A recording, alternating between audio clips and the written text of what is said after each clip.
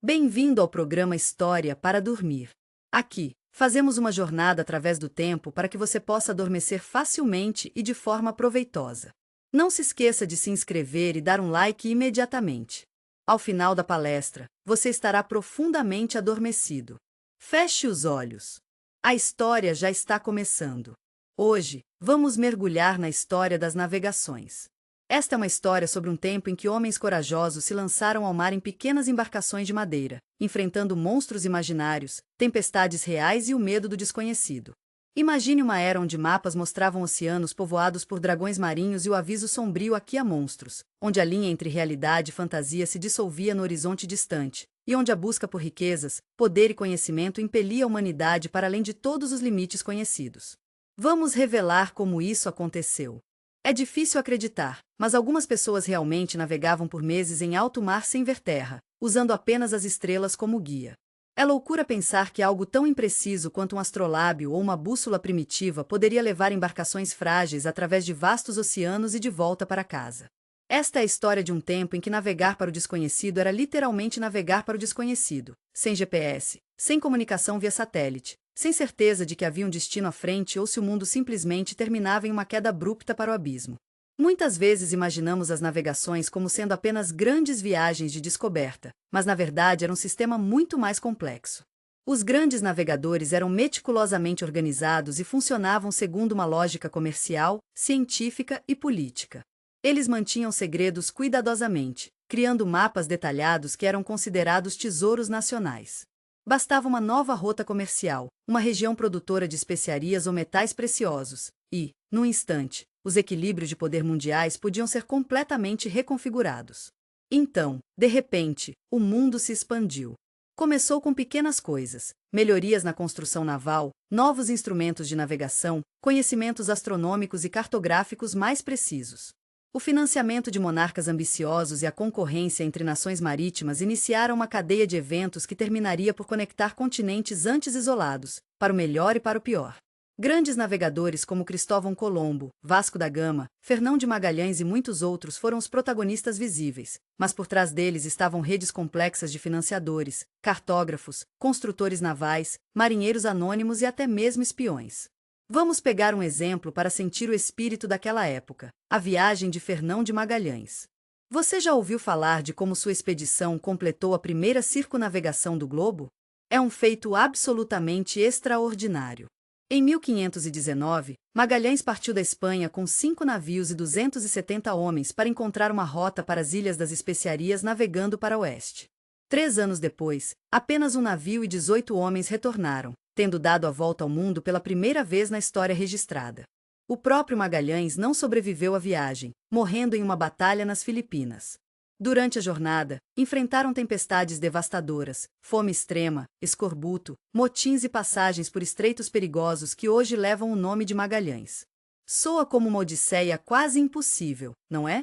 Mas isso realmente aconteceu, e mudou para sempre nossa compreensão do planeta que habitamos. Vamos dar uma olhada nas origens de tudo, certo? Vamos caminhar pelos portos medievais e pelas escolas de navegação renascentistas, onde o ar estava impregnado com cheiro de sal, madeira e possibilidades infinitas. Descobriremos como as navegações surgiram de uma combinação de necessidade econômica, avanço tecnológico, competição política e curiosidade intelectual, transformando para sempre o mapa do mundo e o curso da história humana. Por que essa expansão começou? As pessoas viviam em um mundo onde o acesso a mercadorias orientais, especiarias, seda, porcelana, perfumes, era controlado por intermediários muçulmanos e italianos, tornando esses produtos extremamente caros na Europa. Além disso, o avanço do Império Otomano ameaçava as rotas comerciais terrestres tradicionais como a Rota da Seda. Encontrar rotas marítimas alternativas para a Ásia tornou-se não apenas uma oportunidade econômica, mas uma necessidade estratégica. Ao mesmo tempo, o Renascimento estava revitalizando o conhecimento clássico e promovendo uma visão mais científica do mundo, enquanto a tecnologia naval progredia rapidamente. A combinação desses fatores criou o ambiente perfeito para a era das navegações. Os pioneiros das grandes navegações vinham de diferentes origens. Portugal liderou o caminho, com o visionário infante Dom Henrique, conhecido como Henrique, o Navegador, estabelecendo uma escola de navegação em Sagres no início do século XV e patrocinando expedições sistemáticas pela costa africana. Navegadores como Bartolomeu Dias, que dobrou o Cabo da Boa Esperança, e Vasco da Gama, que alcançou a Índia, expandiram drasticamente o alcance português. A Espanha, não querendo ficar para trás, financiou Cristóvão Colombo, um genovês que acreditava poder alcançar a Ásia navegando para o oeste. Sua chegada acidental às Américas em 1492 desencadeou uma era de exploração e colonização que transformou o mundo. Outras potências, Inglaterra, França, Holanda, logo se juntaram à corrida, cada uma deixando sua marca na história das navegações. Vamos contar algumas histórias que o farão pensar sobre o passado e mostrar como esse teatro de... Bem, você terá que acompanhar e ver por si mesmo. Vamos revelar histórias sobre pessoas cujos horizontes foram literalmente expandidos pelas descobertas marítimas, sobre civilizações que se encontraram pela primeira vez, muitas vezes com consequências trágicas. Vamos contar sobre marinheiros que enfrentaram o desconhecido armados apenas com coragem, conhecimento imperfeito e esperança. E, claro, falaremos sobre como essas jornadas transformaram não apenas mapas, mas economias, sociedades e até mesmo o equilíbrio ecológico global. O impacto das navegações reverberou em todo o planeta, e seus efeitos ainda podem ser sentidos hoje na economia globalizada, na distribuição de línguas e culturas pelo mundo, e nas complexas heranças do colonialismo. Vamos dar uma espiada nos bastidores e ver como esse horizonte que revelou mundos novos moldou nosso mundo de maneiras que talvez nem percebamos. Então, segure-se firme, porque há algumas descobertas incríveis à frente que mudarão totalmente a maneira como você vê esse capítulo fascinante e transformador da história humana. Agora, vamos voltar ao início, às navegações. Embora costumemos pensar na era das navegações como um fenômeno primariamente europeu iniciado no século XV, é importante reconhecer que diferentes civilizações ao redor do mundo já haviam desenvolvido impressionantes tradições marítimas muito antes disso. Os polinésios, por exemplo, navegavam através de vastas extensões do Oceano Pacífico desde aproximadamente 1500 a.C., colonizando ilhas separadas por milhares de quilômetros usando sofisticados métodos de navegação baseados na observação de estrelas, correntes, padrões de onda e migração de pássaros. Da mesma forma, os árabes dominavam o Oceano Índico há séculos, desenvolvendo o dhow, uma embarcação de vela triangular que permitia navegar contra o vento, e aperfeiçoando o uso do astrolábio para navegação. Marinheiros chineses da dinastia Ming, sob o comando do almirante Zheng He, realizaram 7 grandes expedições entre 1405 e 1433, alcançando o leste da África com frotas enormes compostas por navios que eclipsavam em tamanho qualquer embarcação europeia da época. Na Europa, os vikings nórdicos já tinham navegado e estabelecido assentamentos na Islândia, Groenlândia e até mesmo em Vinland, provavelmente a Terra Nova, no Canadá, por volta do ano 1000, quase 5 séculos antes de Colombo. Os navegadores italianos, particularmente de Veneza e Gênova, dominavam o Mediterrâneo, conectando Europa e Ásia através de rotas comerciais que datavam da antiguidade. No entanto, o que distingue a era das navegações iniciada por Portugal no século XV foi sua escala, sistematização e consequências globais. Os desenvolvimentos que levaram a esta explosão de exploração marítima foram múltiplos. Tecnologicamente, várias inovações cruciais tornaram possíveis viagens de longa distância. A caravela, desenvolvida pelos portugueses no século XV, combinava elementos de design naval europeu e árabe. Com seu casco mais estreito e profundo, múltiplos mastros e uma combinação de velas quadradas e triangulares, latinas, a caravela era excepcionalmente manobrável, capaz de navegar contra o vento, bolinar, e necessitava de uma tripulação menor que embarcações anteriores. Isto a tornava ideal para exploração de costas desconhecidas. Avanços em instrumentos de navegação também foram essenciais. O astrolábio e o quadrante, adaptados de dispositivos astronômicos árabes, permitiam aos marinheiros determinar sua latitude medindo a altura do Sol ou da estrela polar acima do horizonte. A bússola, importada da China através de rotas comerciais árabes, fornecia orientação quando as estrelas estavam obscurecidas. Mapas mais precisos, chamados de portulanos, começaram a ser produzidos com base em observações reais em vez de tradição ou especulação. Economicamente, a Europa do século XV estava experimentando transformações significativas. O sistema feudal estava em declínio, cidades cresciam em importância, e uma classe mercantil emergente buscava novas oportunidades comerciais. Especiarias orientais como pimenta, canela, cravo e noz moscada eram extremamente valorizadas não apenas como condimentos, mas como conservantes de alimentos e medicamentos. No entanto, estas mercadorias asiáticas chegavam à Europa através de intermediários, comerciantes árabes e turcos que as transportavam por terra e mercadores italianos que as distribuíam pelo Mediterrâneo, resultando em preços astronômicos.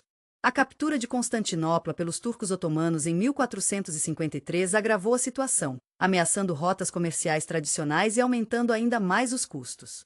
Encontrar uma rota marítima direta para as fontes dessas mercadorias preciosas tornou-se não apenas desejável, mas economicamente imperativo. Politicamente, a Europa estava se consolidando em estados nacionais após a fragmentação feudal da Idade Média. Monarcas buscavam fortalecer seu poder e prestígio, e o patrocínio de expedições marítimas oferecia oportunidades para expansão territorial, acesso a novos recursos e vantagens sobre rivais. A competição entre potências europeias, uma vez iniciada a era das navegações, acelerou dramaticamente o processo. Intelectualmente, o período coincidiu com o Renascimento, que revitalizou o interesse no conhecimento clássico, inclusive geografia. Obras de Ptolomeu, preservadas por estudiosos árabes, foram redescobertas e traduzidas, reacendendo o debate sobre o tamanho da Terra e a extensão de terra e mar. Embora esses textos clássicos contivessem erros, como a subestimação por Ptolomeu do tamanho da Terra, que posteriormente encorajaria Colombo, eles estimularam questionamento e curiosidade sobre o mundo além da Europa. Portugal liderou o caminho das explorações sistemáticas, em grande parte devido à visão do infante Dom Henrique, de 1394 a 1460, conhecido como o navegador, embora nunca tenha realmente navegado em expedições. Como terceiro filho do rei João I, Henrique não herdaria o trono, mas exerceu imensa influência na política portuguesa.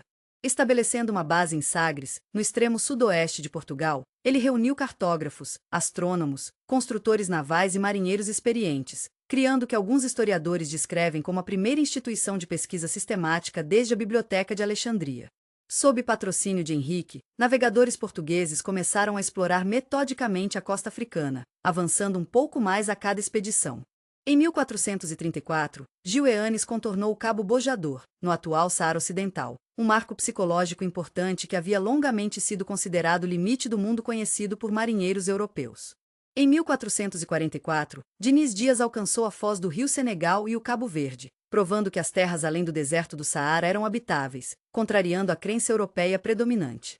Estas explorações iniciais eram motivadas por múltiplos objetivos: encontrar uma rota marítima para o comércio de ouro da África Ocidental, contornando intermediários muçulmanos do norte da África, localizar o lendário reino cristão de Preste João, que se acreditava existir em algum lugar da África ou Ásia e poderia ser um aliado contra os muçulmanos, estabelecer contato direto com produtores de especiarias e espalhar o cristianismo.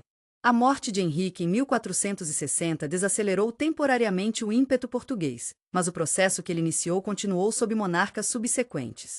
Em 1488, Bartolomeu Dias conseguiu o feito notável de contornar a ponta sul da África, que ele nomeou Cabo das Tormentas devido às tempestades terríveis encontradas ali. O rei João II, reconhecendo o significado deste marco, renomeou o Cabo da Boa Esperança, pois finalmente oferecia esperança de uma rota marítima para a Índia. 10 anos depois, em 1498, Vasco da Gama capitalizou a descoberta de Dias, navegando ao redor da África e através do Oceano Índico até Calicut, na costa sudoeste da Índia. Esta viagem de aproximadamente 24 mil quilômetros durou quase um ano e mudou fundamentalmente a economia global. Quando da Gama retornou a Lisboa em 1499 com carregamento de especiarias, a carga valia cerca de 60 vezes o custo da expedição, demonstrando o potencial lucrativo enorme da rota recém-aberta. Enquanto Portugal focava na rota oriental em torno da África, a Espanha perseguia uma abordagem diferente. Após a unificação de Aragão e Castela pelo casamento de Fernando e Isabel em 1469, e a subsequente conclusão da Reconquista com a derrota do último reino mouro de Granada em 1492, a Espanha estava pronta para projetar poder além de suas fronteiras. Cristóvão Colombo, um navegador genovês, havia estudado cuidadosamente mapas e textos disponíveis, convencendo-se de que seria possível alcançar a Ásia navegando para o oeste através do Oceano Atlântico. Embora a esfericidade da Terra fosse geralmente aceita por estudiosos educados, contrariamente à crença popular moderna de que as pessoas pensavam que a Terra era plana, havia considerável debate sobre seu tamanho. Colombo baseou-se nos cálculos de Ptolomeu e outros que subestimavam significativamente a circunferência terrestre, levando-o a acreditar que a viagem para o Japão seria muito mais curta do que realmente era.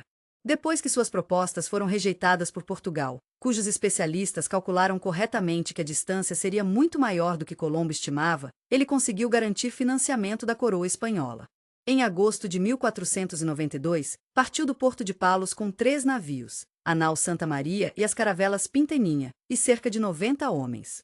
Após uma viagem de 5 semanas, Colombo avistou terra em 12 de outubro de 1492, desembarcando em uma ilha nas Bahamas que ele chamou de San Salvador. Nas semanas seguintes, explorou partes de Cuba e Hispaniola, atual Haiti e República Dominicana, convencido de que havia alcançado as Índias Orientais, daí o nome persistente Índias Ocidentais para o Caribe e o uso equivocado do termo índios para povos nativos americanos. Colombo faria mais 3 viagens ao Novo Mundo, de 1493 a 1496, de 1498 a 1500 e de 1502 a 1504, explorando mais ilhas caribenhas, partes da América Central e a costa norte da América do Sul. Até sua morte em 1506, ele nunca reconheceu completamente que havia encontrado continentes inteiramente novos em vez da Ásia. A denominação América viria de Amerigo Vespucci, um navegador italiano cujas descrições publicadas das terras recém-descobertas persuadiram cartógrafos europeus de que realmente representavam um novo mundo. A descoberta de Colombo desencadeou uma corrida para explorar e reivindicar territórios no hemisfério ocidental. Como Portugal já havia estabelecido direitos sobre a rota oriental, um conflito potencial entre as duas potências ibéricas emergiu rapidamente. Em 1493, o Papa Alexandre VI emitiu uma bula papal traçando uma linha demarcando esferas de influência espanhola e portuguesa. Esta foi posteriormente ajustada pelo Tratado de Tordesilhas, 1494, que dividiu o mundo não europeu em 2 metades. Terras a oeste de uma linha 370 léguas a oeste das ilhas de Cabo Verde pertenceriam à Espanha, enquanto terras a leste seriam de Portugal. Este acordo extraordinário, essencialmente 2 nações europeias dividindo o mundo entre si, demonstra a arrogância imperial da época, totalmente desconsiderando povos nativos das terras em questão. Ironicamente, a linha de Tordesilhas concedeu a Portugal direitos sobre o que mais tarde seria reconhecido como Brasil, permitindo sua colonização após Pedro Álvares Cabral oficialmente tocar na costa brasileira em 1500 durante uma viagem para a Índia em que navegou muito para o oeste no Atlântico. A Espanha rapidamente capitalizou suas reivindicações nas Américas.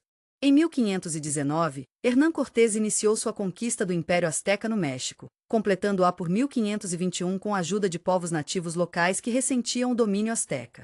Em 1533, Francisco Pizarro conseguiu similarmente derrubar o Império Inca no Peru.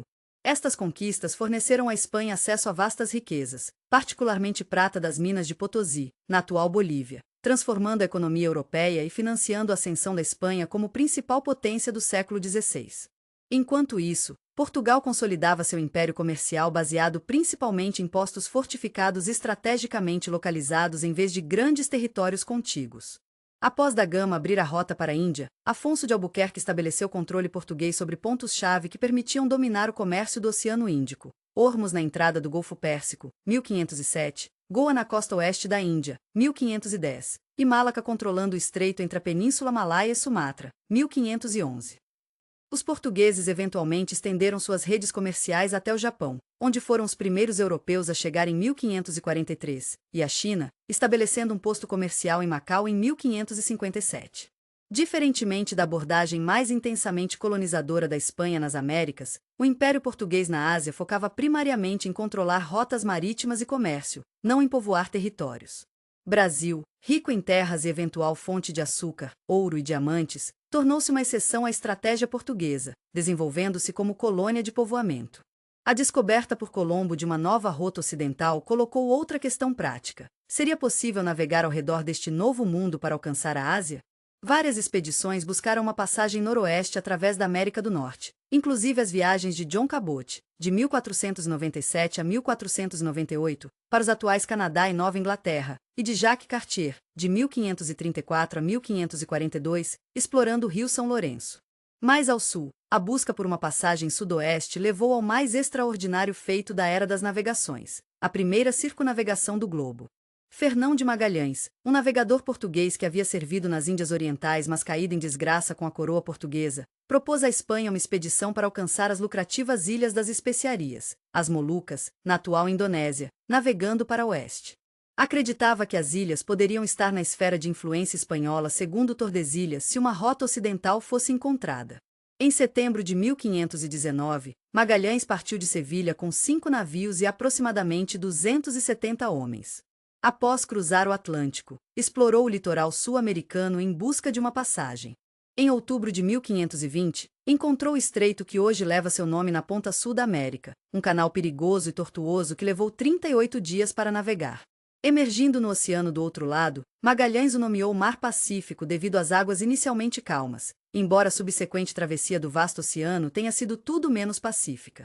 A expedição enfrentou fome severa e escorbuto durante os mais de 3 meses sem avistar terra no Pacífico, antes de finalmente alcançar as Filipinas em março de 1521. Ali, Magalhães foi morto intervindo em um conflito tribal local. Seus tenentes continuaram, eventualmente alcançando as Molucas e carregando especiarias valiosas. De 5 navios originais, apenas um, o Vitória, comandado por Juan Sebastián Elcano, completou a viagem de volta à Espanha via Oceano Índico e ao redor da África, chegando em setembro de 1522 com apenas 18 sobreviventes dos 270 que partiram. Esta extraordinária viagem não apenas demonstrou conclusivamente a esfericidade da Terra e a vastidão do Pacífico, mas também estabeleceu o padrão para séculos de navegação global subsequente.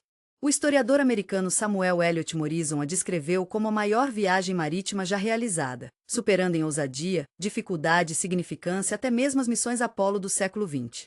O sucesso das potências ibéricas estimulou outras nações europeias a ingressar na competição por rotas comerciais e colônias. A Inglaterra patrocinou expedições de John Cabot ao Atlântico Norte e posteriormente estabeleceu colônias ao longo da costa leste da América do Norte. Francis Drake, um corsário inglês com apoio velado da Rainha Elizabeth I, tornou-se o segundo a circunnavegar o globo, de 1577 a 1580, enquanto também saqueava portos e navios espanhóis pelo caminho, demonstrando a vulnerabilidade do Império Global Espanhol. A França enviou exploradores como Jacques Cartier para a América do Norte e estabeleceu colônias no que se tornaria o Canadá e Louisiana. Os Países Baixos, após ganharem independência da Espanha, emergiram como uma formidável potência marítima no século XVII, com a Companhia Holandesa das Índias Orientais estabelecendo postos comerciais por todo o Oceano Índico e além, incluindo a Cidade do Cabo, África do Sul, Batávia, atual Jacarta, Indonésia. E até mesmo um pequeno posto comercial chamado Nova Amsterdã na América do Norte, posteriormente Nova York após captura pelos ingleses. O impacto das navegações e descobrimentos foi revolucionário em múltiplos níveis. Economicamente, elas alteraram fundamentalmente padrões comerciais globais.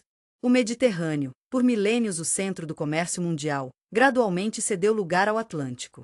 Veneza e outras cidades-estado italianas declinaram em importância, enquanto portos do Atlântico como Lisboa, Sevilha, posteriormente Amsterdã e Londres floresceram. A influxo de prata americana para a Europa causou uma revolução de preços no século XVI, com inflação estimada em 600% entre 1500 e 1600. Embora inicialmente beneficiando a Espanha, esta enorme transferência de riqueza eventualmente destabilizou sua economia, pois o metal precioso frequentemente passava rapidamente através da Espanha para outros países europeus para pagar por produtos manufaturados que a própria Espanha não produzia adequadamente. Novos produtos transformaram dietas, hábitos e economias em múltiplos continentes. Da América para o resto do mundo vieram batata, milho, tomate, pimentões, cacau, baunilha, tabaco e muitos outros. Da Ásia para a Europa fluíam não apenas as tradicionais especiarias mas porcelana, novos têxteis e eventualmente chá. A África fornecia ouro, marfim e, tragicamente, escravos humanos. A Europa exportava principalmente produtos manufaturados, armas e, mais tarde, plantas comerciais como cana-de-açúcar e café para cultivo em colônias. Demograficamente, as consequências foram catastróficas para populações nativas das Américas. Doenças do Velho Mundo como varíola, sarampo e gripe, para as quais povos nativos não tinham imunidade, devastaram populações. Estima-se que 90% ou mais da população pré-colombiana das Américas pereceu no século após o primeiro contato, uma das maiores catástrofes demográficas na história humana. Este colapso populacional, combinado com guerra, escravidão e deslocamento, facilitou a colonização europeia. A necessidade de mão de obra nas colônias, particularmente para plantações intensivas como açúcar, levou ao comércio transatlântico de escravos, com milhões de africanos forçosamente transportados para as Américas em condições horripilantes. Este tráfego humano não apenas causou sofrimento inimaginável, mas remodelou permanentemente a composição demográfica e cultural do hemisfério ocidental. Culturalmente, O encontro sem precedentes de civilizações previamente isoladas produziu consequências complexas e geralmente traumáticas. Sistemas de conhecimento, religiões, línguas e tecnologias colidiam, frequentemente com a imposição forçada de normas europeias. Contudo, também ocorreram processos de sincretismo e hibridização, criando novas formas culturais que não eram puramente europeias nem indígenas, mas algo distinto. Botanicamente, o período testemunhou o que alguns cientistas chamam de intercâmbio colombiano, a maior transferência de espécies na história de nosso planeta. Plantas cultivadas americanas como milho, batata e tomate eventualmente se tornaram alimentos básicos em partes da Europa, Ásia e África. Enquanto isso, trigo, arroz, cana-de-açúcar, café, bananas e numerosas frutas cítricas e animais domésticos europeus transformaram radicalmente ecologias americanas. Estas transferências alteraram permanentemente padrões agrícolas mundiais e permitiram significativo crescimento populacional em múltiplos continentes. Intelectualmente, as descobertas desafiaram concepções europeias tradicionais sobre geografia, história humana e mesmo teologia. O encontro com civilizações completamente desconhecidas para a tradição bíblica levantou questões profundas sobre narrativas religiosas convencionais.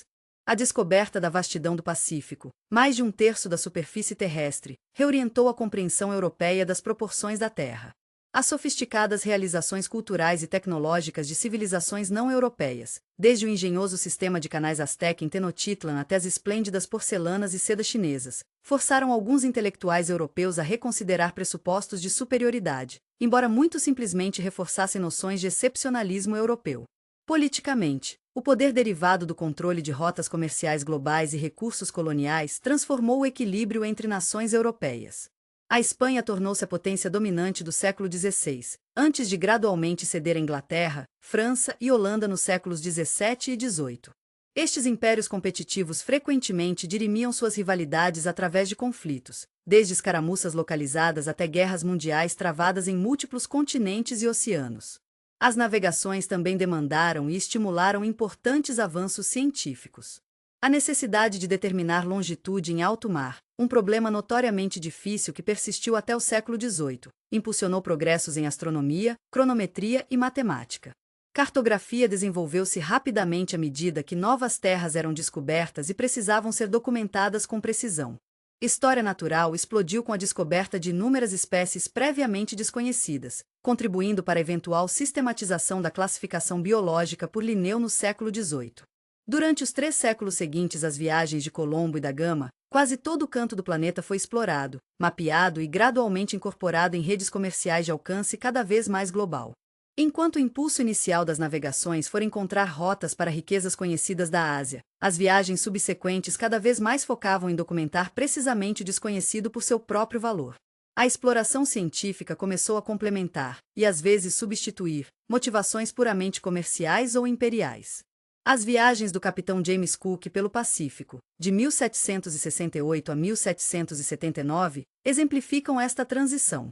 Embora parte de um esforço britânico para expandir influência comercial e territorial, as expedições de Cook também tinham objetivos científicos explícitos, incluindo a observação do trânsito de Vênus e coleta sistemática de espécimes botânicos e zoológicos. A minuciosa cartografia de Cook do Pacífico representou um marco em precisão e completude. Por volta do século XIX, poucas regiões habitáveis permaneciam fora do conhecimento europeu, embora áreas como o interior da África, Ártico e Antártica ainda apresentassem desafios significativos. Por volta do século XIX, poucas regiões habitáveis permaneciam fora do conhecimento europeu, embora áreas como o interior da África, Ártico e Antártica ainda apresentassem desafios significativos para exploradores. A era das navegações gradualmente se transformou em uma era de colonização sistemática e, posteriormente, exploração científica formal. O legado das navegações é imensamente complexo e, em muitos aspectos, contraditório. Por um lado, representa um dos mais impressionantes capítulos de ousadia, inovação e expansão do conhecimento humano. A coragem e habilidade necessárias para cruzar oceanos desconhecidos em pequenas embarcações de madeira, usando instrumentos rudimentares para navegação, permanece extraordinária mesmo pelos padrões atuais. Por outro lado, este período também marca o início de séculos de imperialismo europeu, exploração econômica, escravidão em escala industrial e destruição cultural. Para muitos povos não europeus, as navegações não representam descoberta gloriosa, mas o começo de subjugação, deslocamento e, em alguns casos, genocídio. Ainda assim, inegavelmente, as navegações criaram o primeiro sistema verdadeiramente global de comércio e comunicação, interconectando continentes e culturas anteriormente isolados e estabelecendo as bases para o mundo interligado que habitamos hoje. Como o historiador Alfred W. Crosby observou, Colombo não descobriu um novo mundo, ele estabeleceu contato entre dois mundos, ambos já antigos, e os transformou para sempre. Para compreender melhor a era das navegações, vamos explorar alguns aspectos específicos deste período transformador, examinando a vida cotidiana dos marinheiros, as complexidades da navegação renascentista, os encontros culturais resultantes dessas viagens, e como diferentes perspectivas interpretam este capítulo histórico. A vida a bordo de navios de exploração era notoriamente difícil. Marinheiros comuns, frequentemente recrutados das classes mais pobres ou mesmo presos forçados ao serviço, enfrentavam condições quase inimagináveis pelos padrões modernos. Os navios eram extremamente apertados, com tripulantes frequentemente dormindo em turnos em espaços minúsculos ou simplesmente no convés. Privacidade era virtualmente inexistente. A dieta básica consistia em biscoitos duros, um tipo de pão duplamente assado para preservação, carne salgada, peixe seco, queijo e vinho ou cerveja, que era preferível à água, que estragava rapidamente em barris de madeira. Frutas e vegetais frescos raramente estavam disponíveis em viagens longas, levando à constante ameaça de escorbuto, uma doença devastadora causada por deficiência de vitamina C que matou incontáveis marinheiros até sua prevenção ser compreendida no final do século XVIII. Doença era uma ameaça constante em espaços confinados com saneamento precário. Antônio Pigafetta, cronista da viagem de Magalhães, descreveu como homens morriam 3 ou 4 por dia durante a travessia do Pacífico. Acidentes, desde quedas fatais de mastros até queimaduras graves em incêndios, também eram comuns. A expectativa de vida para marinheiros era notavelmente inferior à da população geral. A disciplina era geralmente brutal. Punições como açoitamento com chicote de 9 pontas, suspensão por membros amarrados, e em casos extremos, abandono em terras desconhecidas, eram comuns. Motins periodicamente explodiam quando condições tornavam-se intoleráveis ou quando a confiança na liderança se quebrava. A própria expedição de Magalhães enfrentou uma grave rebelião durante o inverno na Patagônia, que ele suprimiu com execuções sumárias. Ainda assim, a vida marítima oferecia certas vantagens para aqueles de origens humildes. Marinheiros recebiam salários regulares, embora frequentemente retidos até o fim da viagem, e talvez mais significativamente, a oportunidade de pequenos comércios laterais. Muitos tripulantes alocavam um espaço mínimo de carga para mercadorias próprias, que poderiam render lucro substancial. Alguns conseguiam significativa mobilidade social através de um serviço bem-sucedido, eventualmente tornando-se oficiais ou mesmo capitães apesar de origens modestas. Os navios também desenvolviam suas próprias microculturas e tradições. Cerimônias marcavam ocasiões como cruzar o Equador pela primeira vez. Histórias e canções marinhas, chantis, ajudavam a passar o tempo e coordenar trabalhos que exigiam esforço rítmico, como erguer âncoras. Os homens desenvolviam habilidades artesanais impressionantes, criando elaborados trabalhos de marinheiro como nós decorativos e miniaturas de navios dentro de garrafas durante as horas intermináveis em alto mar. Linguisticamente, expedições eram frequentemente empreendimentos multinacionais. A viagem de Magalhães, por exemplo, incluía portugueses, espanhóis, italianos, gregos, franceses, ingleses, alemães e até homens do norte da África. Formas primitivas de línguas francas náuticas desenvolveram-se para facilitar comunicação, incorporando palavras do português, espanhol, italiano, árabe e várias línguas asiáticas, especialmente para termos técnicos relacionados à navegação e comércio. A navegação em si era tanto arte quanto ciência. Capitães renascentistas podiam determinar latitude com razoável precisão usando astrolábio, quadrante ou balistilha para medir a altura do Sol ao meio-dia ou a estrela polar à noite. No entanto, determinar longitude no mar permaneceu um problema insolúvel até o desenvolvimento do cronômetro marítimo preciso por John Harrison na década de 1760. Sem meios confiáveis para saber quão longe leste ou oeste haviam viajado, navegadores dependiam da navegação por estimativa, essencialmente um processo de adivinhação informada, baseado na velocidade estimada, direção navegada e observação cuidadosa do ambiente marinho. Marinheiros experientes observavam sinais naturais, presença de certos pássaros indicando proximidade de terra, mudanças na coloração da água, padrões de correntes e até o sabor da água do mar. As estrelas eram cruciais não apenas para determinar latitude, mas para manter direção consistente. Pilotos memorizavam complexos caminhos estelares e frequentemente possuíam conhecimento detalhado passado por gerações. Mapas e cartas marítimas eram tesouros estratégicos guardados zelosamente. Portugal, particularmente, impôs severas penalidades para a divulgação não autorizada de informações cartográficas. A Casa de Contratação Espanhola em Sevilha mantinha um mapa-mestre oficial, padrão real, continuamente atualizado com informações de cada navio retornando com novas descobertas. Cartógrafos destacados como o português Pedro Reinel, o espanhol Juan de la Cosa, que navegou com Colombo, e o flamengo Gerardus Mercator, cujo sistema de projeção revolucionou a cartografia náutica, gradualmente preencheram os espaços em branco nos mapas europeus. Os navios também evoluíram substancialmente durante este período. A caravela portuguesa inicial, embora revolucionária para exploração costeira, tinha limitações para transporte de carga e navegação oceânica. A subsequente nau, Caravel Redonda, combinava o casco robusto da nau mediterrânea tradicional com elementos da caravela, criando um navio maior capaz de transportar mais carga e resistir a mares pesados. O galeão, que surgiu no século XVI, aperfeiçoou ainda mais o design para velocidade, capacidade de carga e poder militar, tornando-se o principal navio de viagens transoceânicas por mais de um século. O aspecto humano dos encontros resultantes das navegações frequentemente fica obscurecido por narrativas focadas em conquistas tecnológicas ou transformações econômicas. Quando europeus encontravam povos nativos pelas primeiras vezes, estes momentos variavam do cordial ao catastrófico. O primeiro contato de Colombo com os taínos nas Bahamas pareceu inicialmente pacífico, com troca de presentes e curiosidade mútua. Em seu diário, Colombo descreveu os nativos como bem formados, de bela estatura e notou que deveriam ser bons serventes. Este comentário revelador ilumina a mentalidade europeia. Mesmo em momentos de admiração genuína, supunha-se a subjugação final dos povos encontrados. Quando Vasco da Gama alcançou Calicut na Índia, descobriu uma civilização avançada e urbanizada com redes comerciais sofisticadas que abrangiam o Oceano Índico.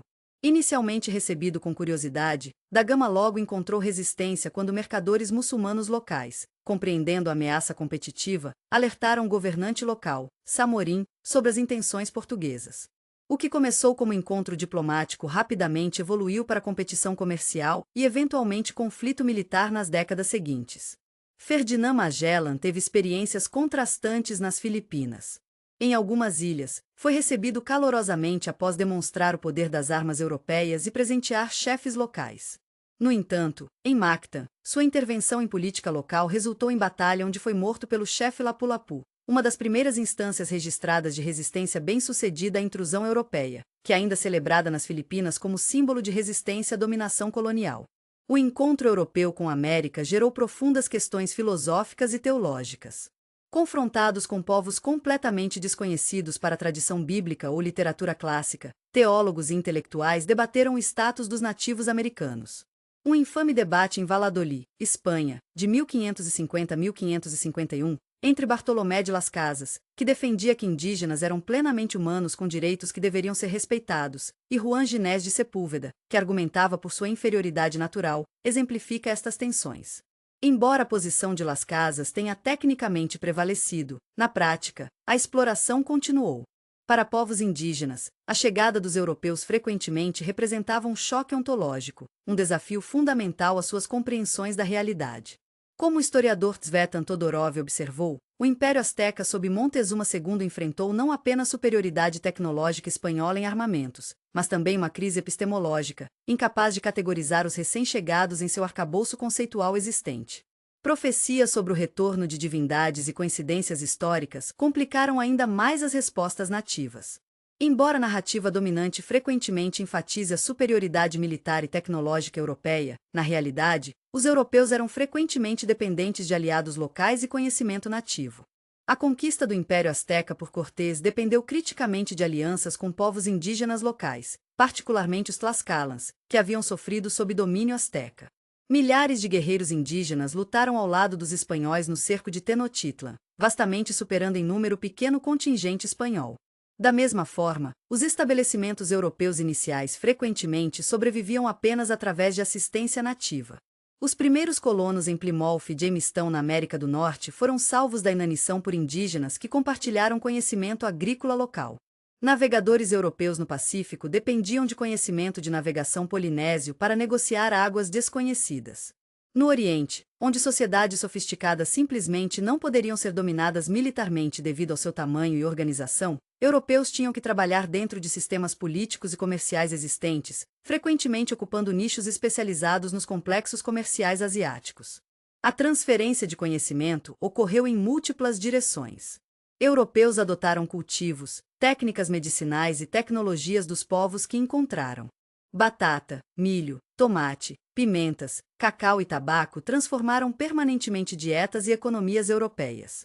Tratamentos medicinais como o quinino, da casca da cinchona sul-americana, revolucionaram tratamentos específicos, neste caso para malária. Embarcações e técnicas de navegação asiáticas influenciaram subsequentes designs navais europeus. Da mesma forma, tecnologias, animais e cultivos europeus transformaram sociedades não europeias, frequentemente de maneiras não intencionadas. Cavalos, escapando de assentamentos espanhóis e se multiplicando nas planícies norte-americanas, revolucionaram culturas indígenas como a dos Comanches e Sioux muito antes do contato direto significativo com europeus. Interações complexas entre povos, tecnologias, doenças, plantas e animais criaram o que tem sido chamado de modernidade colonial, nem puramente europeia nem indígena, mas algo distintamente novo. As rotas comerciais estabelecidas durante a era das navegações eventualmente deram origem ao que poderíamos reconhecer como a primeira economia verdadeiramente global. O complexo sistema triangular que conectava a Europa, África e as Américas impactou cada região dramaticamente.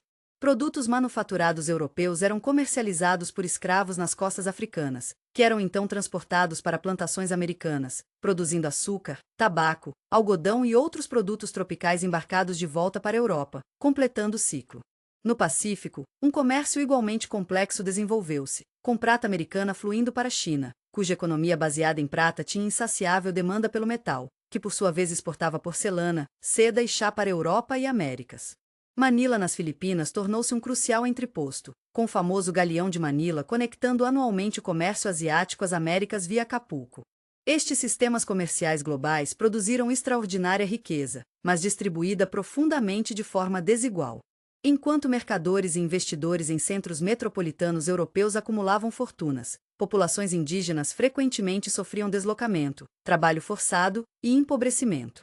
O comércio transatlântico de escravos, que transportou aproximadamente 12-15 milhões de africanos para as Américas, com cerca de 1,5 a 2 milhões morrendo durante a terrível passagem do meio, representa a injustiça mais extrema destes arranjos econômicos globais. O impacto ambiental das navegações foi igualmente profundo e duradouro. O intercâmbio de espécies entre hemisférios alterou permanentemente ecossistemas globais. Algumas destas transferências foram deliberadas e benéficas. Cultivos nutritivos como batata e milho significativamente aumentaram a capacidade de sustentação populacional em partes da Europa e Ásia.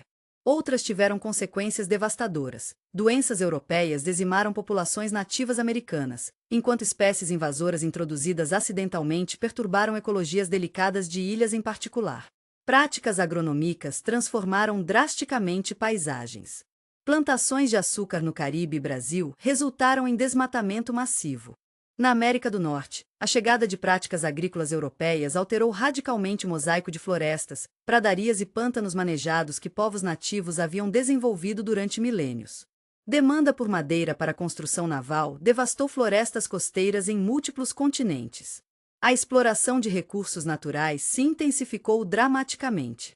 Mineração de prata em Potosí, Bolívia, transformou uma montanha inteira usando o trabalho forçado indígena sob condições horrendas, poluindo rios com mercúrio usado no processo de extração.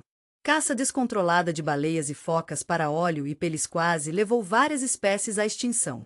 Povos nativos que haviam desenvolvido relações sustentáveis com seus ambientes ao longo de milênios frequentemente viram estes sistemas de conhecimento ecológico descartados em favor da exploração de curto prazo. As navegações também revolucionaram nossa compreensão do próprio planeta. A circunnavegação de Magalhães Elcano forneceu prova prática da esfericidade da Terra, enquanto também demonstrando que os oceanos cobriam uma porção muito maior da superfície terrestre do que previamente apreciado. Relatos de ecossistemas e paisagens radicalmente diferentes, das florestas tropicais brasileiras às planícies da América do Norte, das águas tépidas do Caribe ao gelo da Terra do Fogo, expandiram dramaticamente a compreensão europeia de diversidade ambiental global. O encontro com civilizações avançadas na Ásia e complexas sociedades indígenas nas Américas desafiou noções eurocêntricas. A sofisticada cidade asteca de Tenochtitlan, com seu elaborado sistema de canais, aquedutos e mercados especializados, impressionou profundamente os conquistadores espanhóis. Muitos a descreveram como superior em organização e limpeza às cidades europeias contemporâneas. Da mesma forma, europeus encontrando a China Ming e o Império Mughal na Índia confrontaram civilizações cuja riqueza, complexidade administrativa e realizações culturais igualavam ou excediam as suas próprias. No entanto, estes encontros frequentemente resultavam não em reavaliação de pressupostos de superioridade europeia, mas em sua reformulação. Enquanto intelectuais europeus admiravam aspectos de civilizações não europeias, também teorizavam razões para sua ultimate inferioridade, seja climática, racial, religiosa ou organizacional. A influente teoria das fases de civilização desenvolvida no Iluminismo posicionava sociedades não europeias como representando estágios anteriores de desenvolvimento que a Europa já havia transcendido. Estes encontros culturais também estimularam profunda reavaliação filosófica na Europa. Michel de Montaigne, refletindo sobre relatos de povos ameríndios, questionou o pressuposto de superioridade europeia em seu famoso Ensaio dos Canibais, observando que cada um chama de barbárie o que não é seu próprio costume. A noção de nobre selvagem desenvolvida por pensadores como Jean-Jacques Rousseau foi parcialmente inspirada por relatos idealizados de sociedades indígenas menos hierárquicas e aparentemente mais igualitárias que as europeias. Religiosamente, a descoberta de incontáveis povos sem conhecimento prévio do cristianismo criou desafios teológicos. Se a salvação requeria conhecimento de Cristo, qual o destino das almas daqueles que viveram e morreram sem esta oportunidade?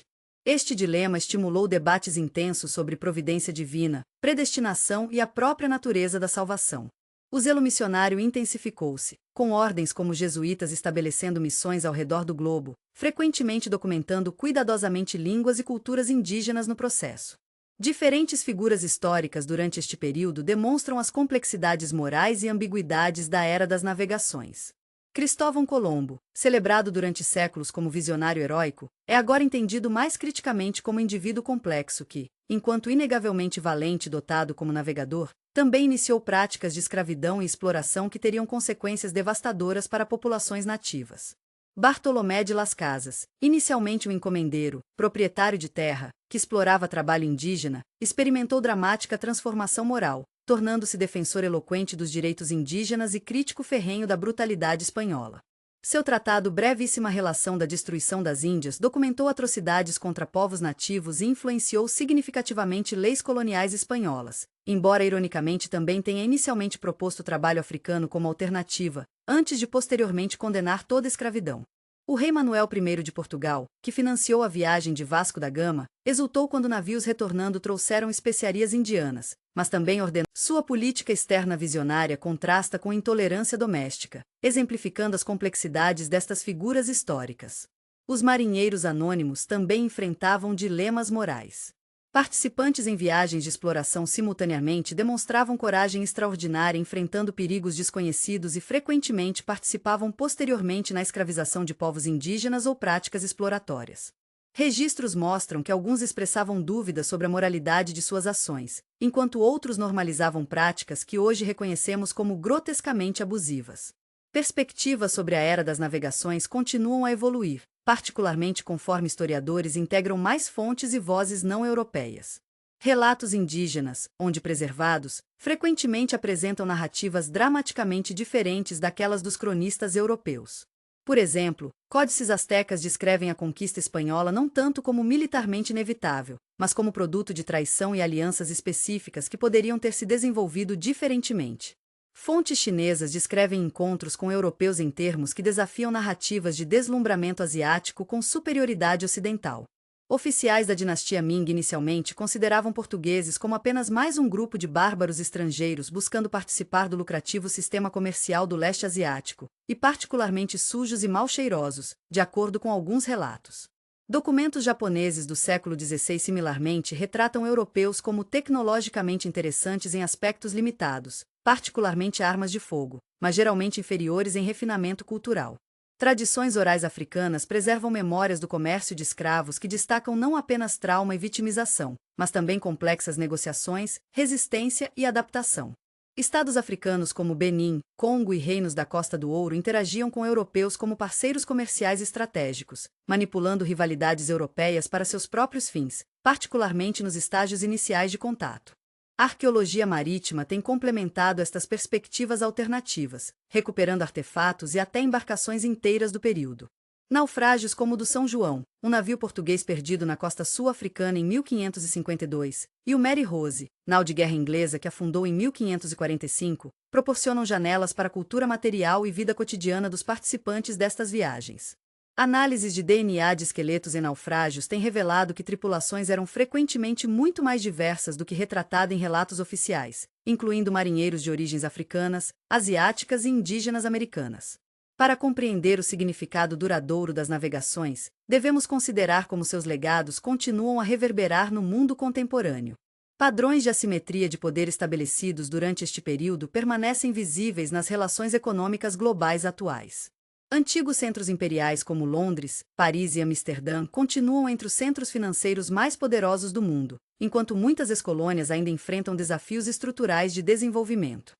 Distribuições demográficas resultantes do colonialismo e comércio de escravos, incluindo a diáspora africana nas Américas e presença europeia global, moldam profundamente política, cultura e identidade contemporâneas. Línguas europeias, particularmente inglês, espanhol e português, tornaram-se línguas francas globais devido a esta expansão histórica. Religiões como o cristianismo e islamismo espalharam-se muito além de suas regiões originais através de redes criadas durante este período. Debates contemporâneos sobre justiça climática, reparações por escravidão, restituição de artefatos culturais e direitos indígenas têm raízes diretas nos processos iniciados pelas navegações. Conforme a humanidade enfrenta desafios de sustentabilidade global, podemos encontrar tanto advertências quanto possível sabedoria em como diferentes sociedades responderam ao primeiro encontro global desencadeado por estas viagens. A própria ideia de globalização, com seu fluxo relativamente livre de bens, pessoas, ideias e capital através de fronteiras nacionais, tem suas origens nas redes comerciais estabelecidas durante a era das navegações. A integração econômica, movimentos migratórios, mudanças ambientais de origem humana e fluxos culturais globais que definem nosso mundo contemporâneo são evoluções diretas dos processos iniciados quando caravelas portuguesas primeiro navegaram além do conhecido. A história das navegações continua a nos fascinar não apenas por suas dimensões de aventura e descoberta, mas porque representa um momento pivotal na experiência humana, quando diversas linhas de desenvolvimento cultural que haviam procedido em relativo isolamento por milênios subitamente convergiram, criando nosso mundo interconectado moderno com todas suas maravilhas, complexidades e contradições. Como o historiador John Darwin observou, de todos os grandes movimentos da história mundial, a expansão marítima europeia teve o impacto mais direto na forma do mundo moderno. Estabeleceu conexões globais. Moldou o mapa atual de estados. Encorajou certas formas de produção econômica. Transformou a distribuição mundial de pessoas, animais e plantas. Propagou religiões. Acima de tudo, criou a ideia de um mundo único, porém dividido. Quando contemplamos os vastos oceanos que os navegadores pioneiros atravessaram, confrontamos uma das ironias centrais da história humana, que os mesmos impulsos que produziram extraordinários atos de coragem, descoberta e conexão também desencadearam coisas incríveis.